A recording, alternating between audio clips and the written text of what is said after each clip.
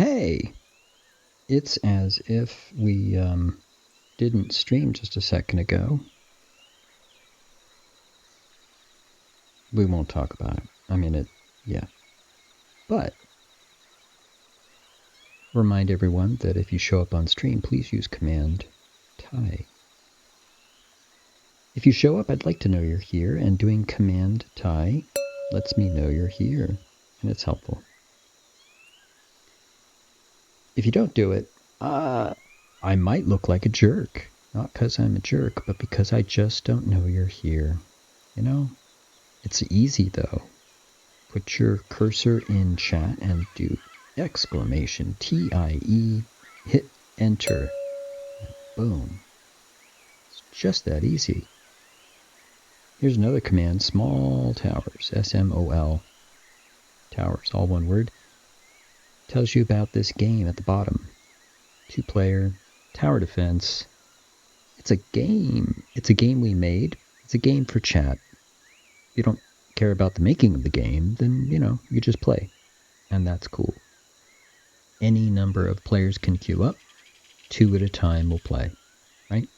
And if you're by yourself, the bots will play against you. How about that?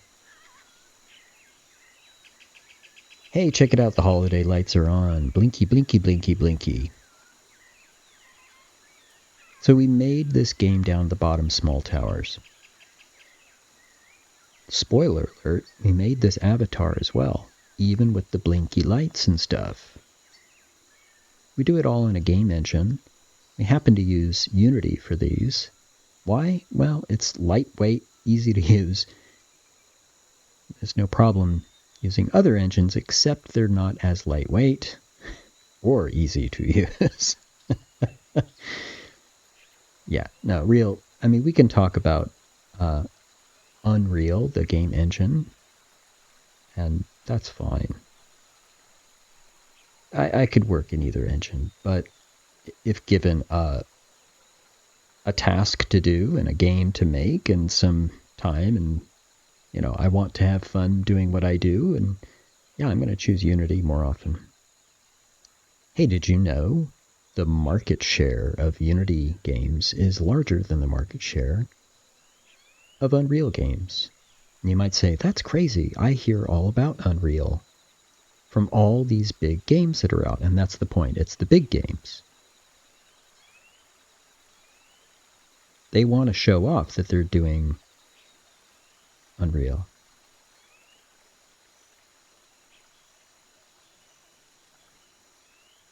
So we talk about game design on this channel. Prove it. Okay, let's talk about game design. I'm here in the jungle, and I am happy to make some games. It's just kind of what I do anyway. And happier to even, just talk about games as well. By the way, I need to just triple check that the sound is working, because I've been caught doing a whole stream and then realizing the sound wasn't working. So let me just check that. I'm going to be distracted for a minute. Excuse me while I do this.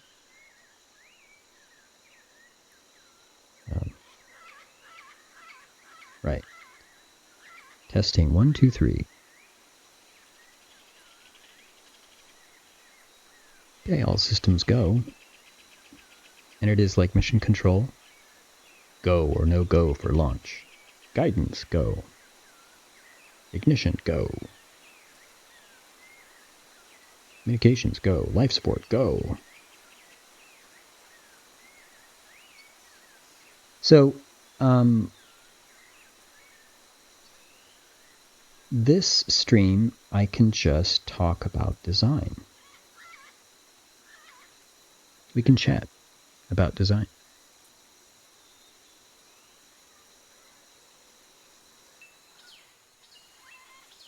So, I thought this might be a,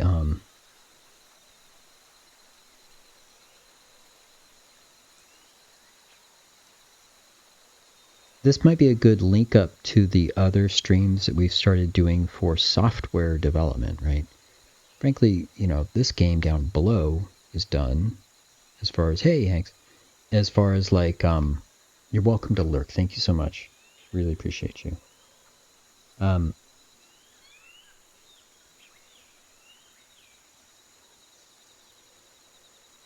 The code for this game down below is done. We're working on another game. It's a battle card game, and the code for that is done. So our code streams are now turning into things where we can talk about, if you're interested in making games, how do you start? And so last stream, we did something called the design workshop. We just did one thing, really simple thing. We were in this program, actually, GIMP, and we made some pixel art. We brought the art into the engine. Done. Now, what ended up being there is this square, and on the square was some pixel art of a coin, and that's all it was. That's all it was. Like, we could see the artwork in the game engine, and yay, right? There's a camera that is sitting there in the game engine, and it's pointed at this square. And that's all it was. It's a small step, and that's the point. Anyone can do it. It's an important step, though. It's a very common step, because when you have artwork that you brought into the game engine, you can now do other things. Like, imagine this was a coin that moved. Imagine this was a character art. Imagine this was an animated thing on a square, right? That's exactly what we did for Small Towers and more. So that's what we do in our workshop. We can do one small thing. The point is, if you look at a series of videos like that, you could kind of see how it's not hard for you to do that. So I thought about this just chatting category and said, why don't I do something similar? Because, I mean, there's no one here, but also I don't have anything to talk about besides games. What I do. So why don't we do that? We can have the design workshop when we do that game development stream, and we can do design talk when we're doing the just chatting stream. Well, so what? What does that mean? What are we doing? Imagine there were people who had questions. We could talk about it. Okay, now we don't have people, so what do we do? Well, I can certainly tell you this. What if you needed to make a game? You might go, oh my goodness, there's so much to a game. How do I even start? Man, I need to know code. And I'd say, no, you don't. And you'd say, well, I need to at least know art. And you say, no, you don't.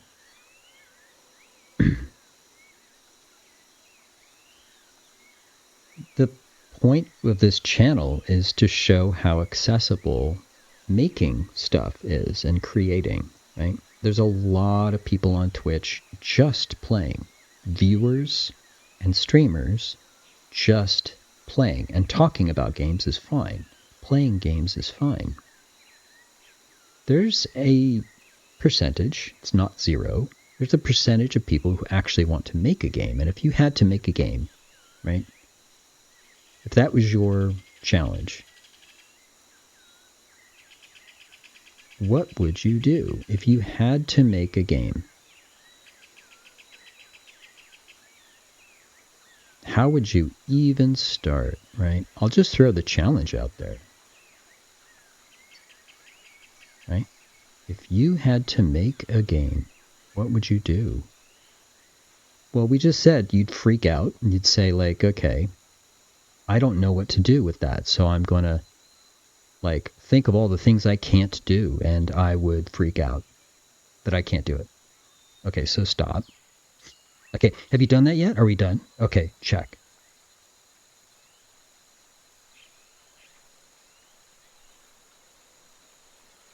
No, seriously.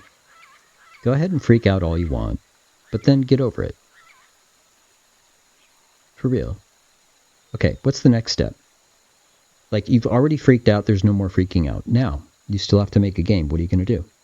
you might start wondering, well, I guess I have to like learn something. Maybe learn something. Maybe is that so terrible? Maybe we could do that. We could do that. Well, how about do I need to know like code? Do I need to do some code in order to make the game? Right? Because so I need to do that, right? Actually no. You don't. You don't need to do code. What? What are you talking about? Well, I at least need to do art, right? This is why I'm freaking out. I don't draw, I don't do code, so I can't do this, right? I say, no, you don't need to do art either, actually. Well, wait a minute. But you said make a game, right? And my understanding about a game, you might say, is I'm going to put my hands on a controller. This controller has all these buttons and stuff, but after that, I don't know. It's the game that takes over, so I don't know. Well, maybe then, yeah, maybe we actually focus on learning. If you don't know, let's find out what you don't know, and then you know. Is that so wrong? What are we talking about here? I mean, you put your hands on a controller and you play the game. That's your experience with it. Great, let's start there. Wait, could we start with that and actually make a game? Yeah, but I mean, are you going to make a computer game first thing? Probably not. But let's learn, right? If this is your experience, like let's put our hands on a controller and learn. If this is your experience, I'm going to put my fingers on WASD. Okay, let's start there. Because everyone plays, that's a great place to start. If you had no experience playing a lot of games, well, yeah, it would be harder. It's harder for me to go up to people on the street. It's harder for me to go up to people, reading a book and say, hey, let's make a game, because they may not play games. Turns out today, like everyone's playing games, but, and especially on Twitch, everyone's playing a game. So do I need to know code? No. Do you need to know art? No. Do I need to know story? No. I mean, you could, but you don't need it. And you could know art, but you don't need it. And you could know code, but you don't need it. Then what are you talking about? Because how can you even make a game? Let's make a game without art, code, or story. How do you make a game without art, code, or story? That's the challenge. Now we've just upped the challenge a bit. We've modified the challenge a little bit. You up for the challenge, right? If you had to make a game without art, code, or story, what would you do? Well, you might look over at the board games you have on your shelf or something. You might think about games like checkers or chess. You might think about tic-tac-toe. You might think about a game as simple as coin flip.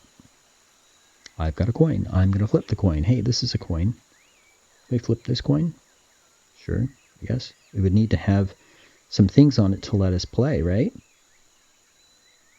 What would be the difference between this image of a coin that we made on the previous stream, this easy first step in our workshop stream, this workshop number 1 stream that we did? We made pixel art of a coin, put it in the game engine.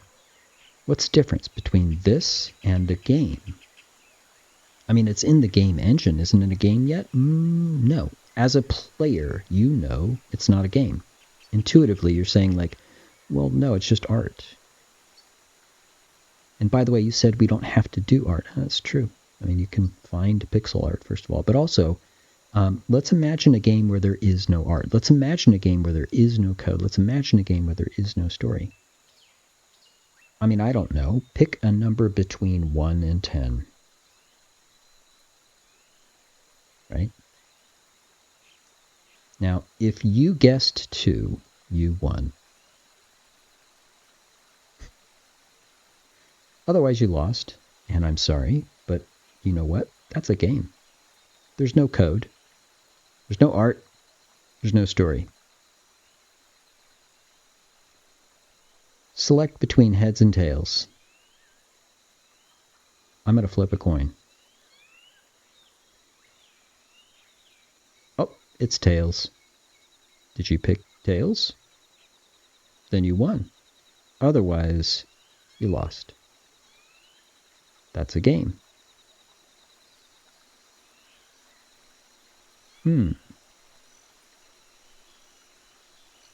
I'm going to do this.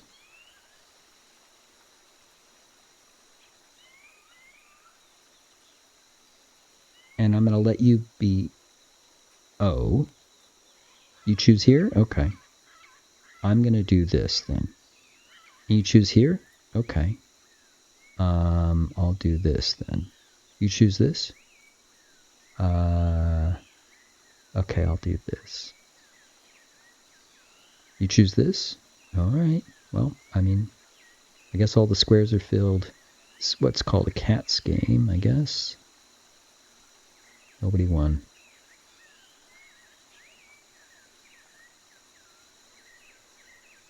What are the similarities between these?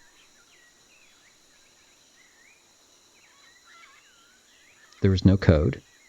There's no art. There's no story. If I say you have to make a game, you might freak out because you're saying, man, I just don't know code or story or art. And we just showed 3 different examples of games without any of that. Well, could you make up a game that has no art, code, or story? Well, this is where you might freak out a little bit, because what do we have to learn in order to do that? Like, let's ask one basic question.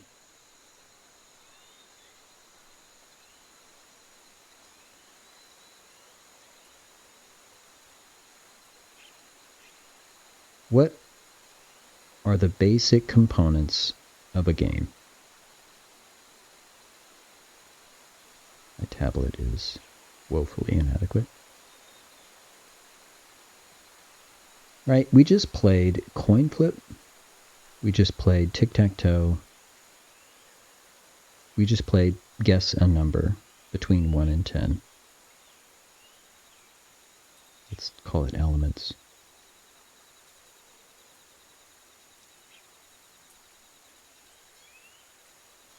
Because if all 3 of those are examples of games that don't have art and don't have code and don't have story, then our challenge to make a game could be made easier if we just focus on what is it about those games that made them games.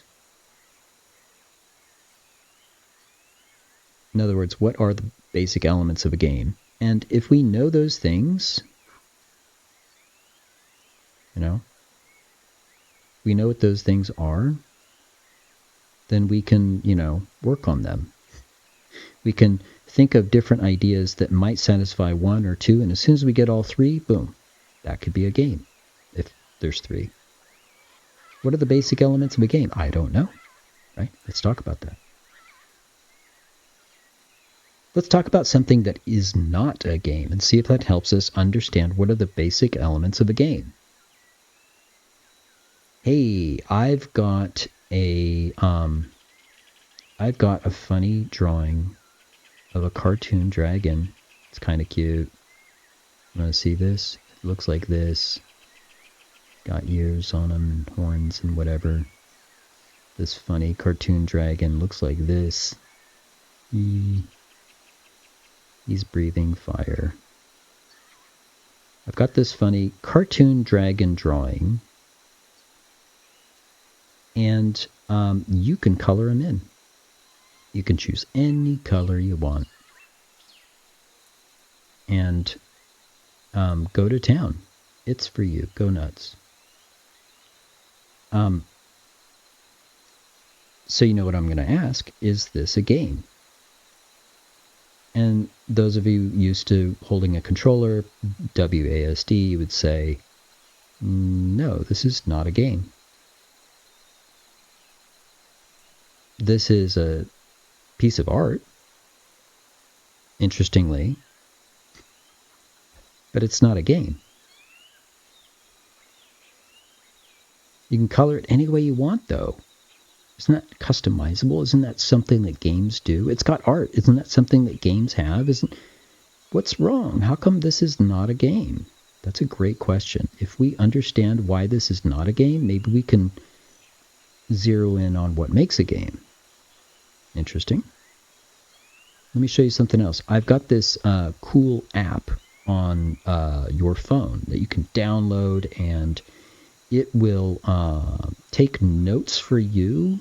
It will record voice and write down notes. You just give it a title, and then it will record these like a transcript of what it hears. And then, so it's like a note taker, an automatic note taker. Isn't that a great app? On your phone, download it for free. Go nuts. It takes notes for you, and you can go back and, review based on the title you gave it and look at the transcript. You can even highlight the transcript words. Oh, it's a note taker. Isn't it so great? I wrote this with code. Is this a game? No, this is not a game.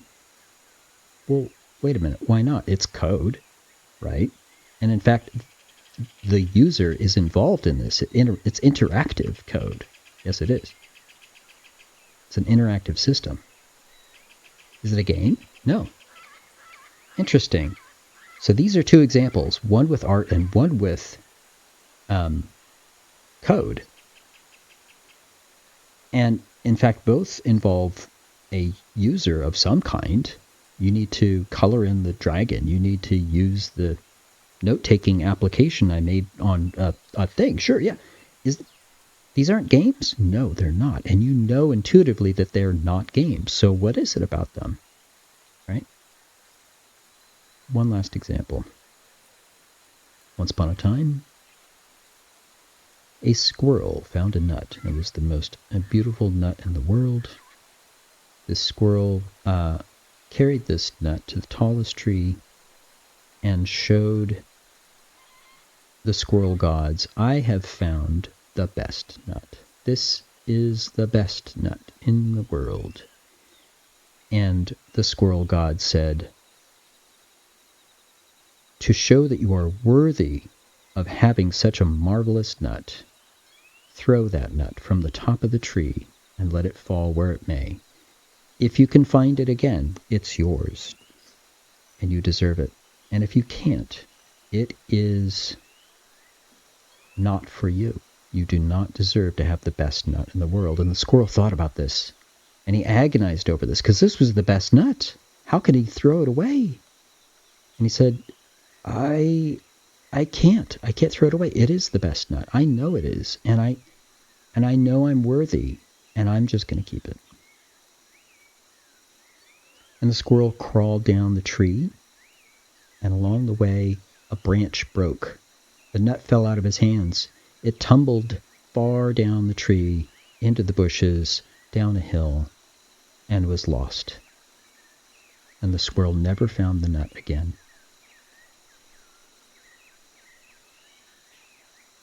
Is that a game? It's got story. In fact, I just drew a picture for it.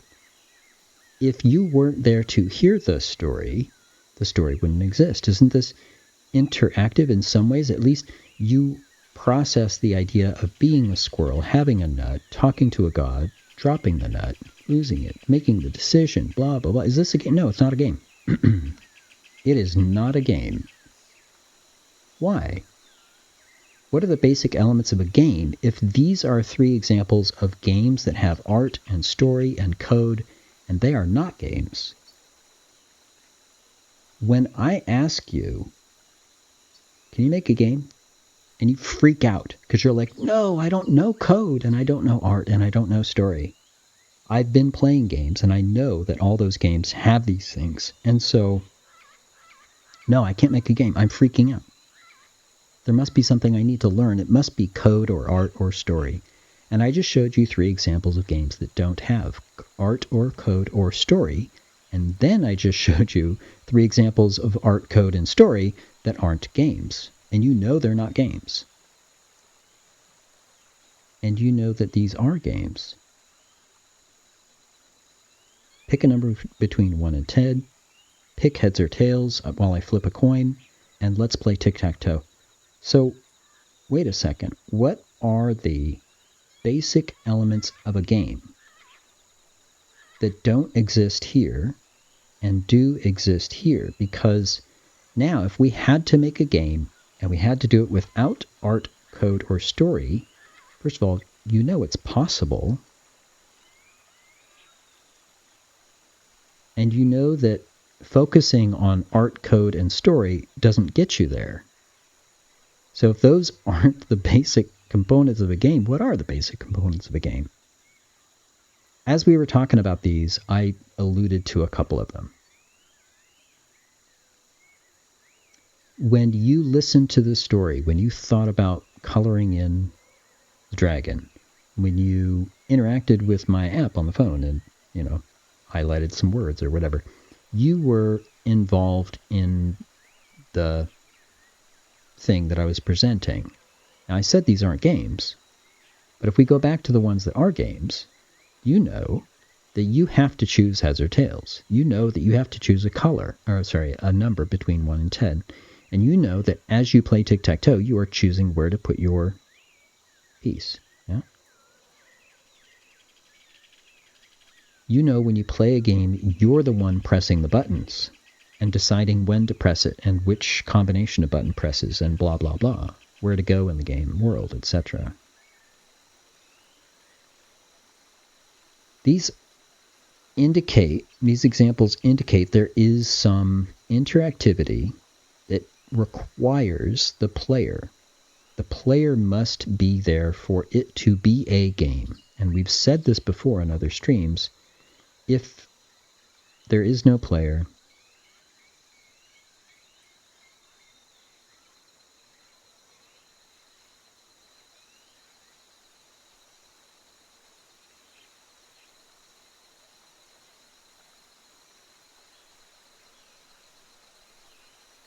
there is no game. Now,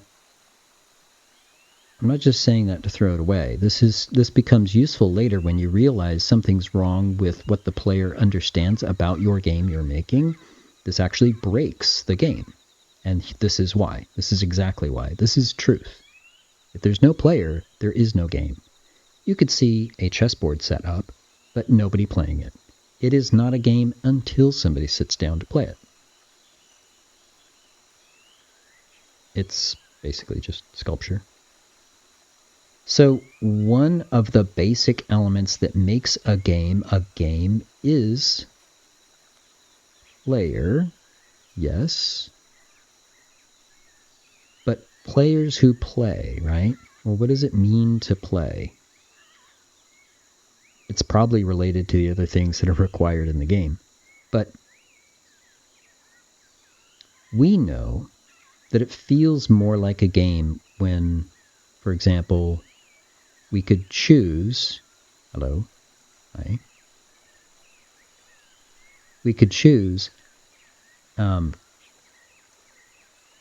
heads or tails. When we could choose where to put our piece, where we could choose a number between 1 and 10, when we have choice, when we pick up the controller, when we press the buttons in that order, in that way, when we navigate this path in the game world rather than that path, we make choices.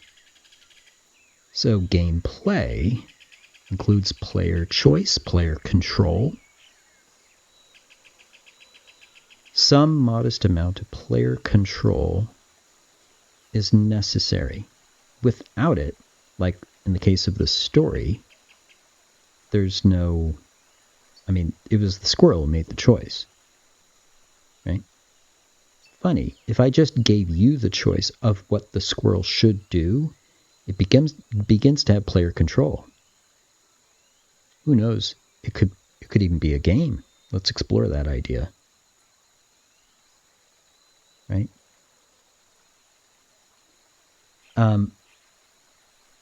Some modest amount of player control. And I say modest specifically because if you have total control over the game, it is also not a game. Like there's a balance between some control, no control, and total control. It's the some control, a modest amount of control, that allows it to be a game. And think about it. When you're playing, you go into the game, grab the controller, and you hope you win. You're going to try to win. You are going to do your best and win.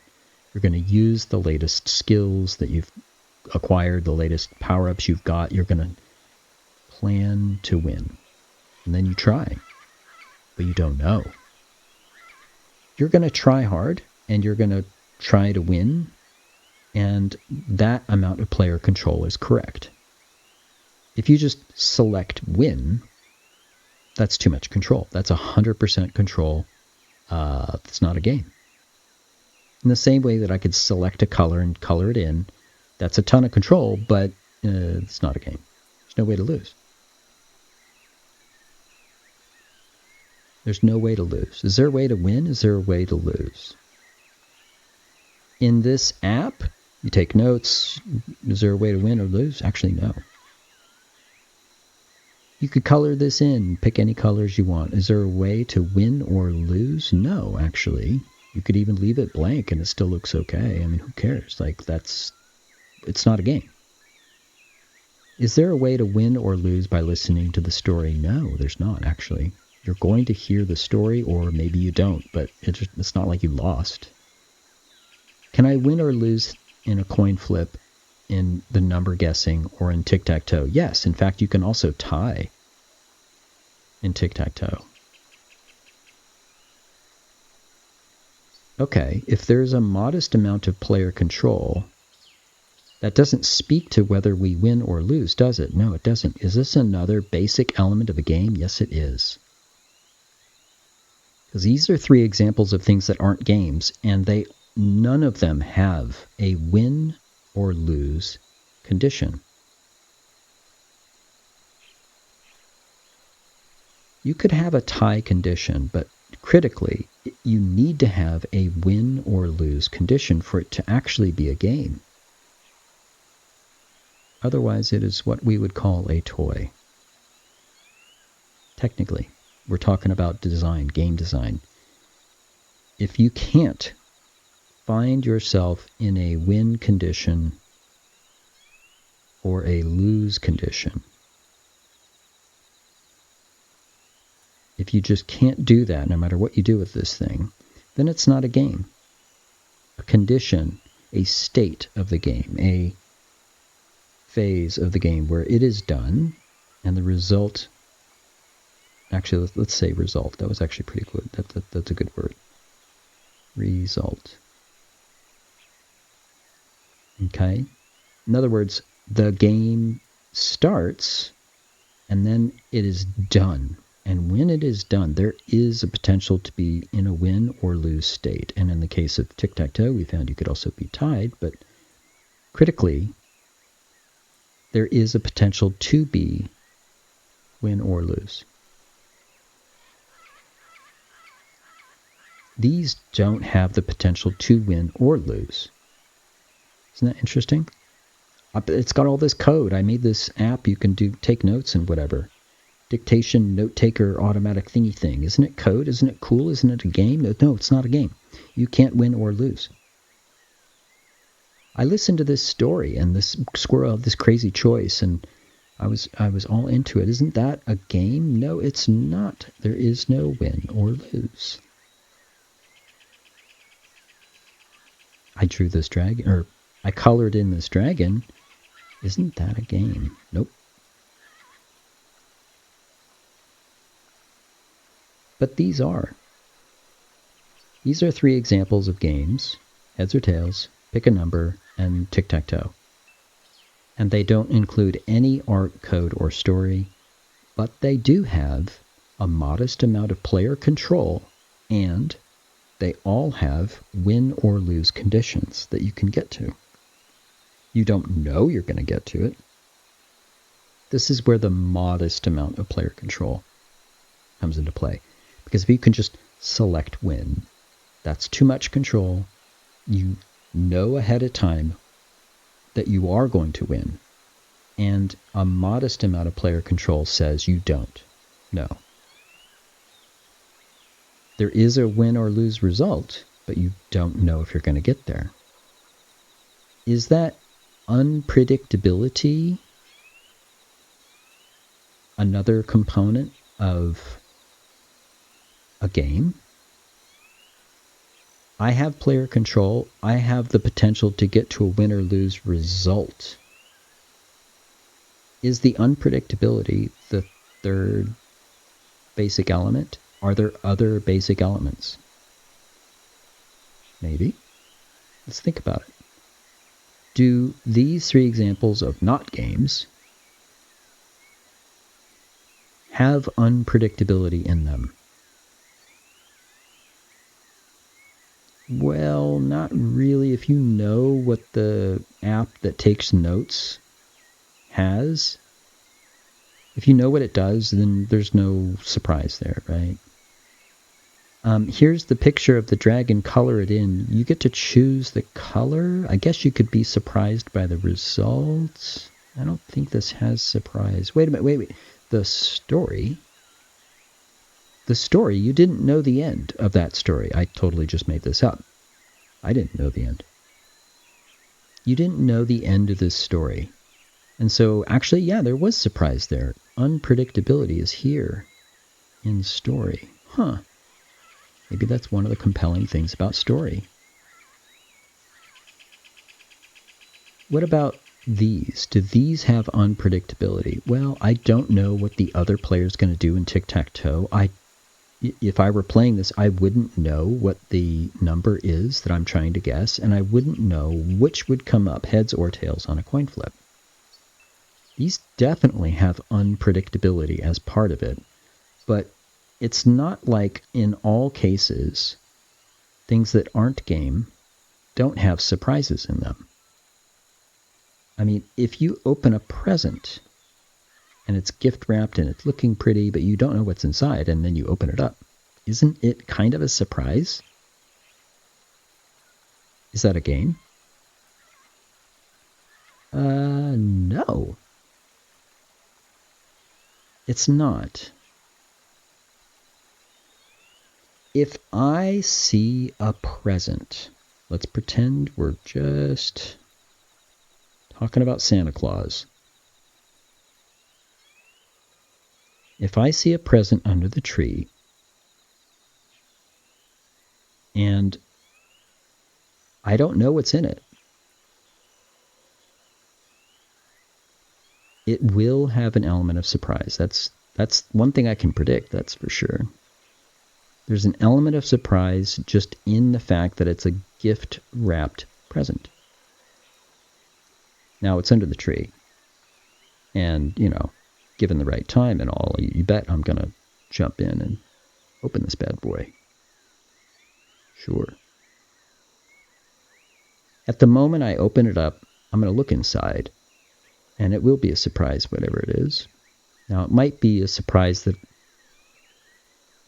I could guess, right? Unpredictability, is that an element of games? Well, not if this isn't really a game. You have player control. Is there a win or lose result? No, there's not, actually. And so, like the story, there's no win or lose result, and it's got surprise. So I don't think unpredictability and surprise is a basic element of a game. Is it?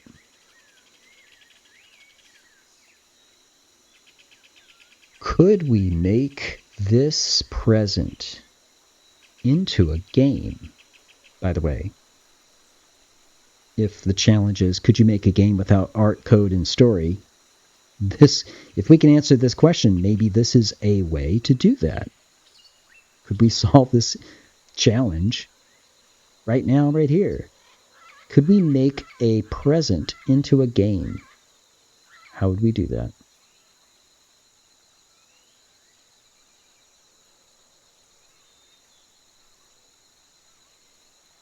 I'll give you a minute while I sip coffee.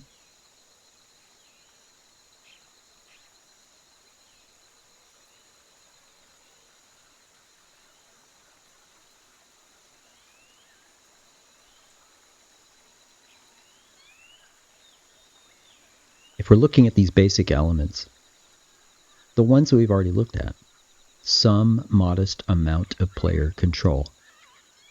Okay, well, I mean, we're going to open the gift. Is that control?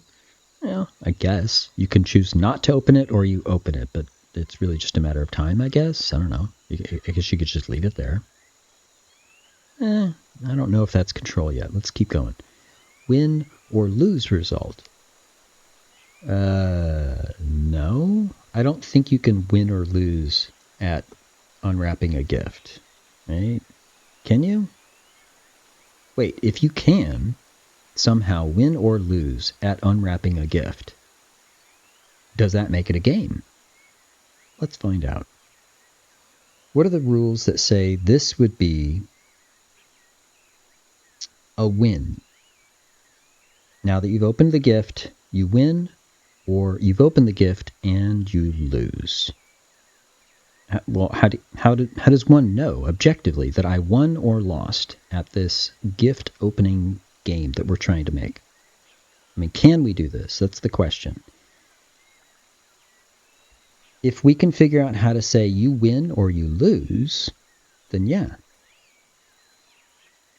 What if you've been hinting for a very long time? Please, Santa, please give me a screwdriver.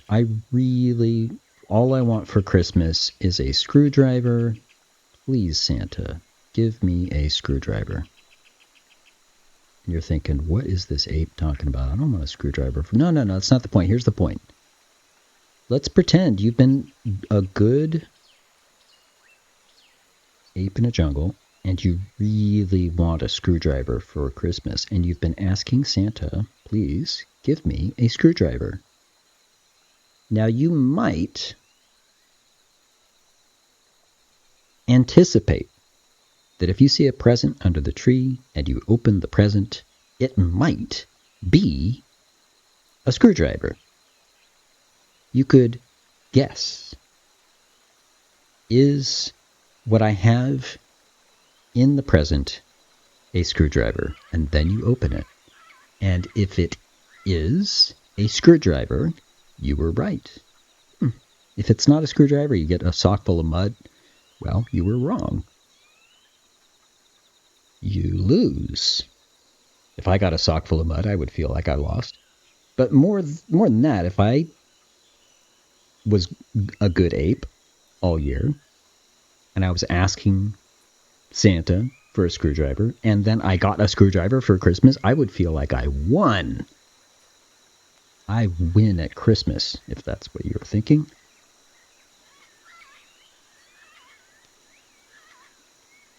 If you guessed what was in the present, and then you opened it to see if you were right, because the present is wrapped, we don't know. It frankly could be anything, including a sock full of mud. But if it is what you guessed, then I think you win. So did we just make a game without art, code, and story?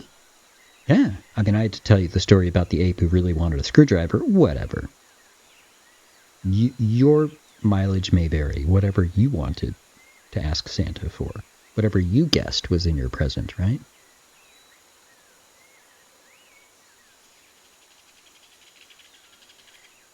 Well, how did we do that? Because normally, didn't we say that gifts are not a game? But we just made it a game. There's some player involved. The player had some modest amount of control. What was the control? Well, the guess was the control. And the win or lose result was there because it's either matching the guess that you made or it does not. Win or lose. So we made a gift opening exercise into a game. How did we do that? Because it wasn't a game and then it was. We did something. What did we do? If we take away something, how do we unmake it a game again, right? It's just a present, open it up, done. What's missing? Well, that guess, right? Well, you can guess if you want. What makes it a game? If there is no player, there is no game. I open the gift. Doesn't that make it a game? Sort of. Sort of, yeah. The result could be that you win or lose. The result could be player control, win or lose result. What's the key here? What made this a game? Because I can open a gift and it's not a game, but then if we add rules that say, if your guess is correct, you win, and if your guess is incorrect, you lose. Now we got a game.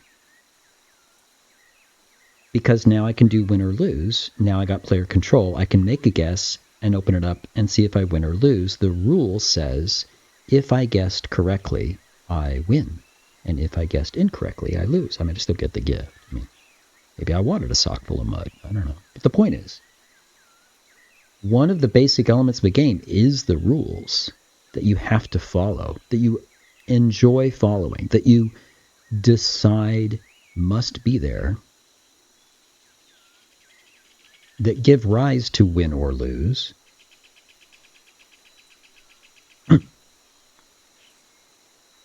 The rules of the game dictate where your player control starts and ends. The rules of the game dictate what is going to be a win or lose result. And we specifically agree to the rules.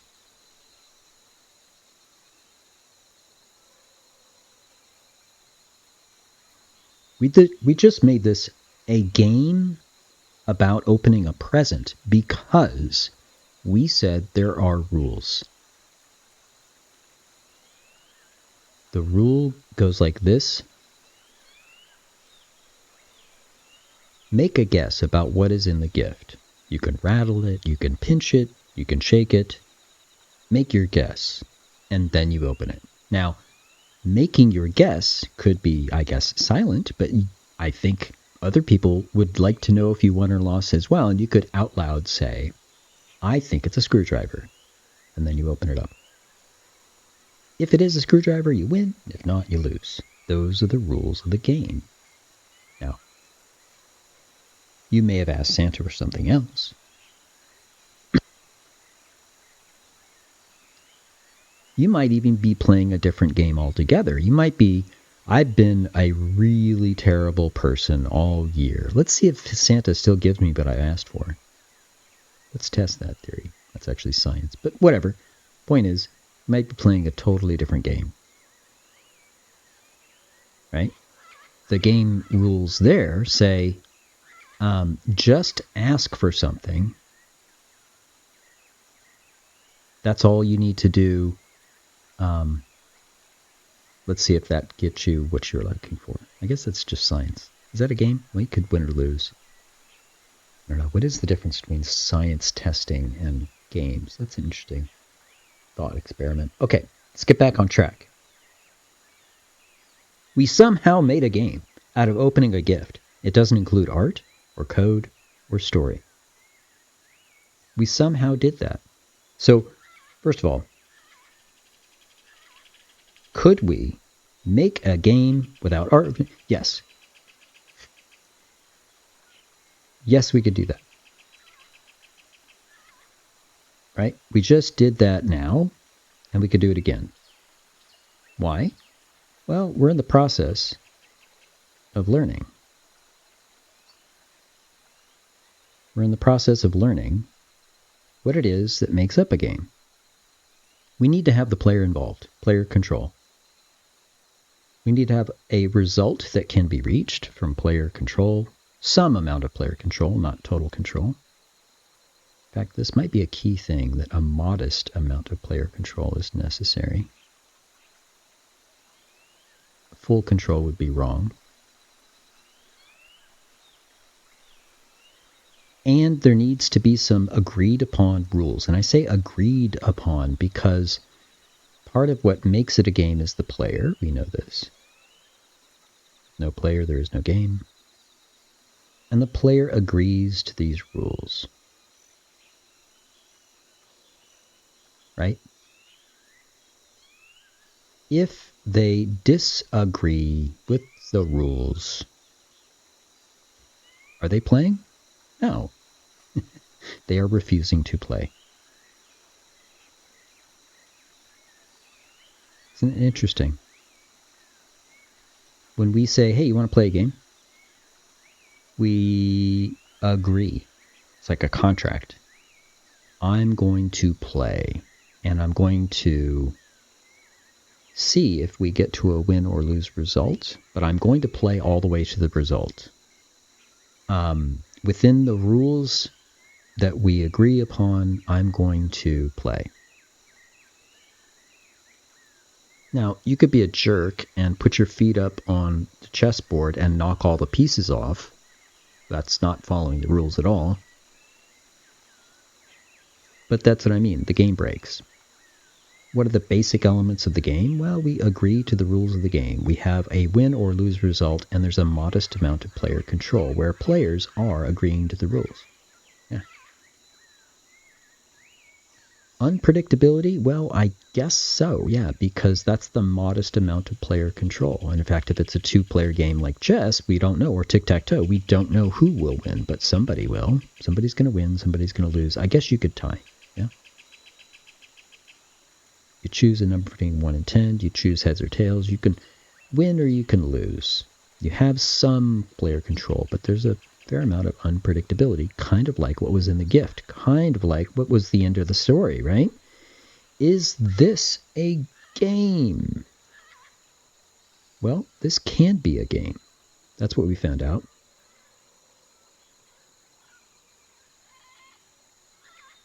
Isn't that interesting? This can be a game. As soon as we added rules to the game that allowed the player to guess what was inside before they opened it, now there can be a win or lose result because they agreed to those rules. They have some modest amount of player control. They might guess correctly. They might not. But they've agreed to accept the result. It's part of what a game is about. I mean, we're just trying to make a game. I didn't know we're going to have all this learning. What's up? Listen, this ape talks about stuff like this. Get over it. Notice that while you're sitting there holding this controller, playing games WASD style, there may or may not be code, art, or story.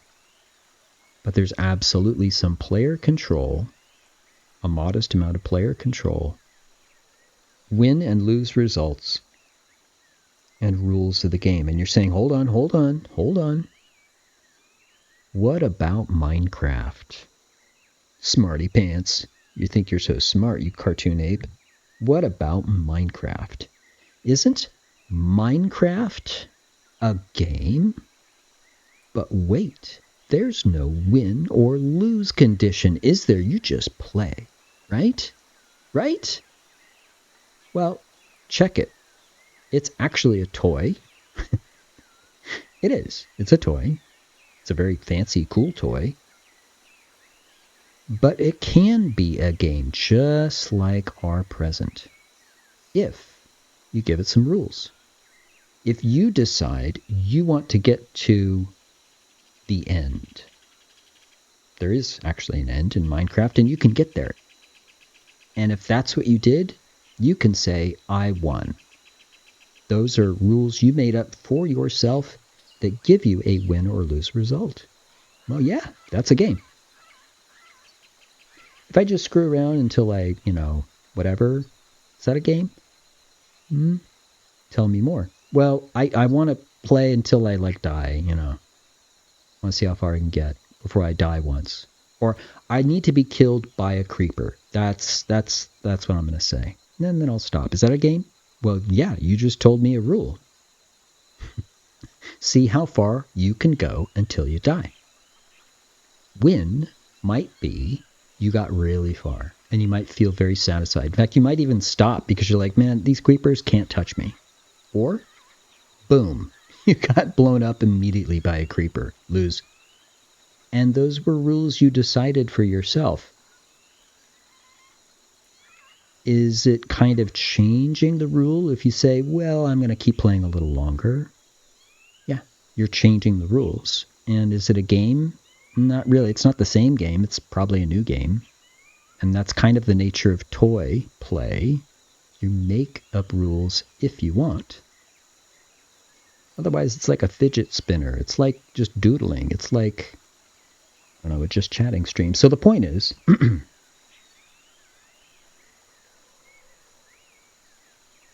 there are games that we buy that I would have to call toys, like Minecraft. Gary's Mod. I mean, you could argue that the Unity game engine or the Unreal game engines are not games. They are, in fact, toys. They're tools, frankly. I use the Unity engine to make this game down below called Small Towers.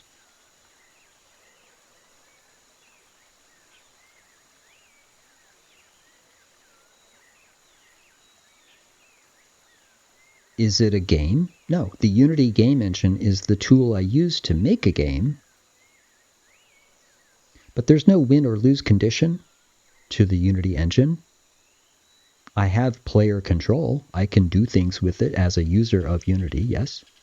But there's no rules of the game that I'm agreeing to that would say I won or lost unless I make it.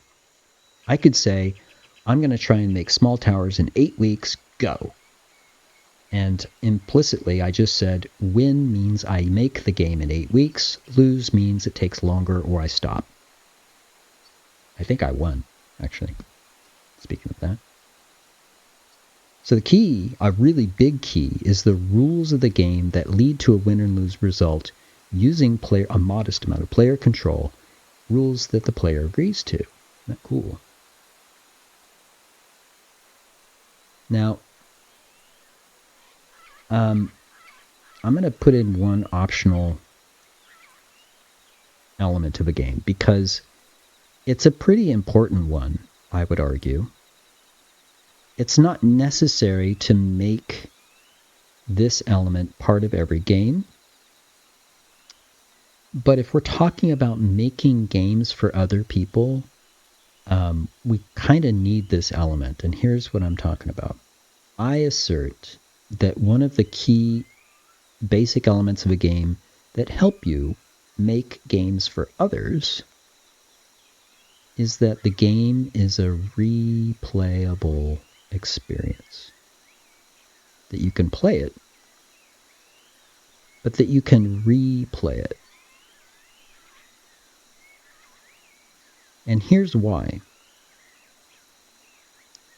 I'm going to give you one chance to do this thing.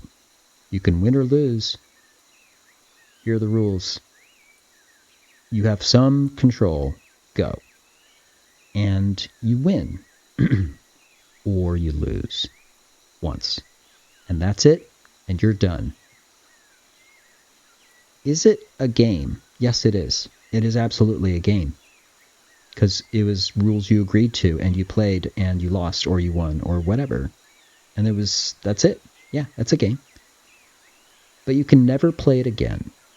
Now, it's actually really difficult to find the kinds of games you cannot play again. Famously, there are some neat game designs that do that. A game called You Only Live Once, a platformer. awesome. It actually had story and art. It was great. And literally you could not play it again. Code in there specifically designed to figure out that it was you stopped you from playing again. It was actually really difficult to play it again, but you could, technically. The point is, in order to release the game, it was a tricky technical challenge. And that's my point. In order to make games for other people, if it's not replayable, first of all, how do you give it to somebody if it can only be played once? Right? It's a perishable thing. This beautiful game, and poof, it's gone.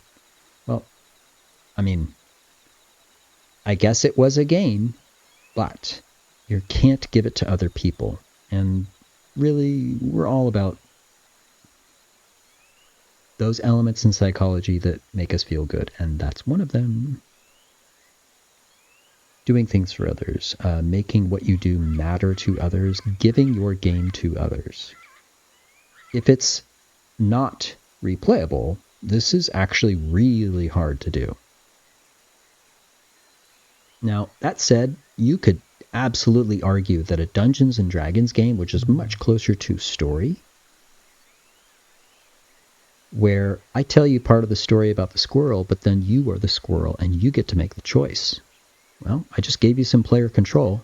Maybe I insert some rules of the game. If you actually get the nut at the end, you win, otherwise you lose. You agree to that. You make the choice. And then I tell you, cool, yeah, if you're the squirrel up at the top of the tree and you decide to toss it just like the squirrel god told you to, it does fall and you do lose it. And then the squirrel god says you are totally worthy. And yet you don't have it and you're kind of confused. And I tell you, you walked down the tree and there was the nut. You got it. You win. Otherwise, you say you keep it, and I tell you the story exactly as I told you, and you lose it. Huh. Okay. Dungeons & Dragons can be like that. And, interestingly, Dungeons & Dragons might not be replayable if you think that the singular experience of the game cannot be reproduced exactly. Okay, I'll give you that. But riddle me this. What if I just want to do it again? Couldn't we have another D&D session and we just a do-over? Yeah, actually, you can. You can replay it. It's replayable. You can replay it. You can choose to replay it. In fact, we already know the rules. We already went through it. Isn't there a key element of gameplay where you're like, oh, shoot, I lost. Let me try it again. I can do better. Yeah. And you replay. So I am going to say this is optional. This is a special case.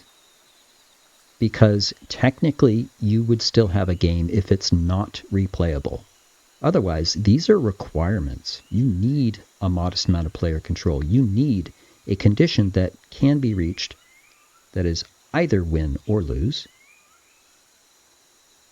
In the case of tic-tac-toe, it could also be tie.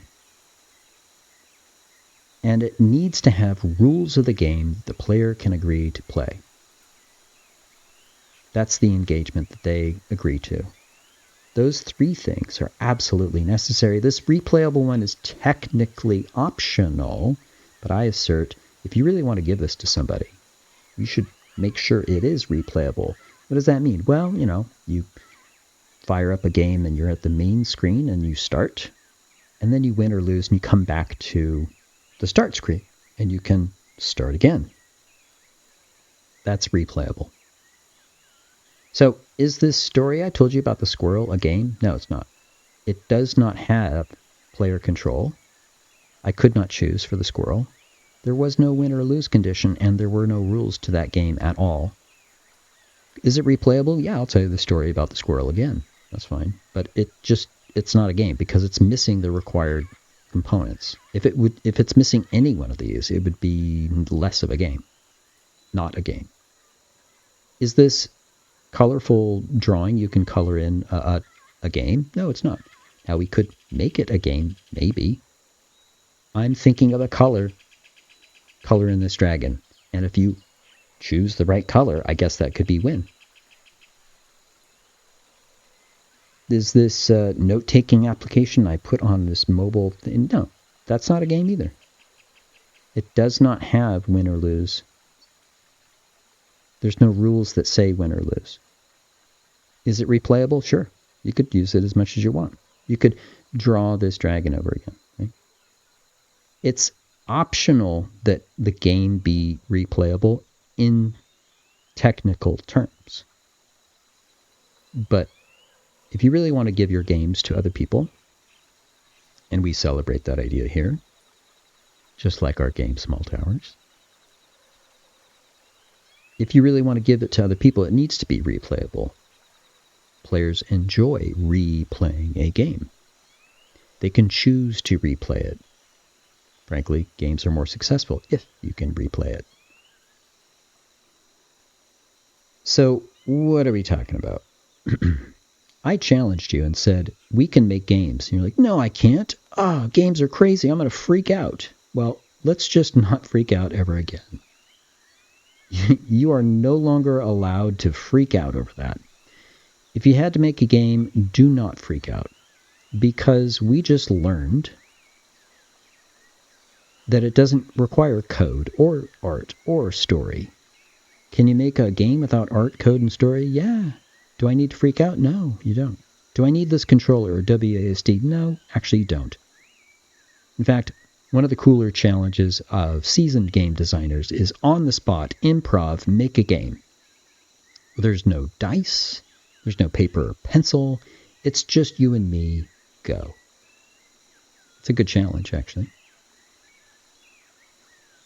We learned that to make a game, we only had to figure out what are the basic elements of a game, and we could even turn opening a gift at the holidays, we could turn that into a game. We just need a modest amount of player control, some rules of the game the player agrees to that leads to a win or lose result, and then you got a game. That's all you need. There's a requirement there is a player who agrees to the rules. Yeah. But it's implied then that these three elements exist, and if you also make it replayable, now this gift game is not replayable, think about that. It's optional. But if it's also replayable, now you can give the game you made to somebody else. Now, think about it. You could replay this game, actually, in the pile of gifts or whatever. If you have a pile of gifts, hey, good on you. Then you can keep trying to play that game with all the gifts that need to be opened. Different players can play. If they all agree to the rules, go for it. Yeah. Who wins the present game? Yeah. This is a goofy cartoon ape in a jungle talking about games. But I'm not just saying like, hey, let's play this game. Or what I'm saying, you can make a game. And if you ever thought, I can't make a game, I am now firmly telling you to stop freaking out. Because it took, an hour? And we learned that it doesn't need code, art, or story. Instead, you just need these things. And we even made a game without code, art, or story. And we learned a couple other things to boot. So, nya. All right. If this confuses the heck out of you, you're like, what the hell is going on? Well, chill out. There's this game, Small Towers, and if you just want to play a game, you can play a game. But if you're like, that was crazy, did this cartoon ape just talk to me about how I could make a game for my friends, for my family? I could show off to my...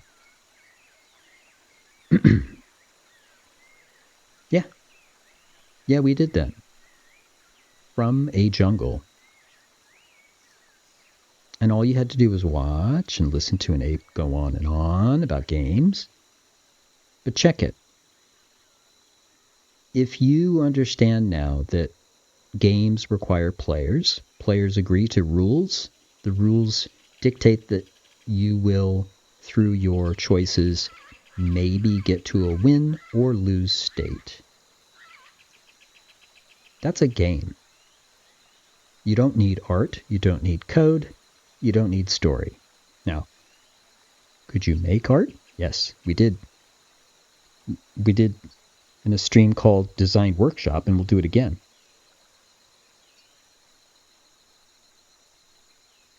Could I make code? Yeah. Actually, we can make that coin move in code next time.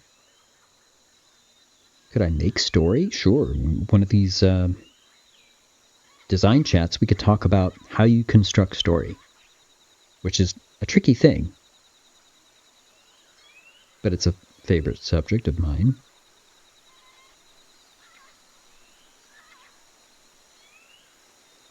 If you're getting the idea, this ape is telling you you can make a game, you can be a creator, that you can share your creations with others, whether it's art or story or, I guess, code. But if you put those together and make a game, or make a game without any of those things, you can share it with others and be a creator yourself.